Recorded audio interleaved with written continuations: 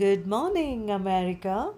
ప్రొద్దున్నే నిద్ర లెగగానే బయట ఎంత బ్యూటిఫుల్గా ఉందో, ఎంత అందంగా ఉంటే నేను ప్రొద్దున్నే అలా ఫ్రెష్ అయిపోయి ఒక రైడ్కి బయటికి వెళ్ళేసి వస్తాను. ఇక ఈ హాలిడే అవ్వడం చేత ఫ్యామిలీ తోటి అమెరికన్ బ్రేక్ఫాస్ట్ తిందామని బయటికి వచ్చేసాము. ఇక మా ఫ్యామిలీకి ఐన్స్టైన్ బేగిల్స్ అంటే చాలా ఇష్టము. ఇవి చూడ్డానికి వడల్లాగానే కనిపిస్తాయి కానీ మైదా పిండితో చేస్తారు. ఈ మైదా పిండితో చేసే బేగిల్స్లో కూడా కాస్త హెల్తీ వెర్షన్ ఉంటుంది.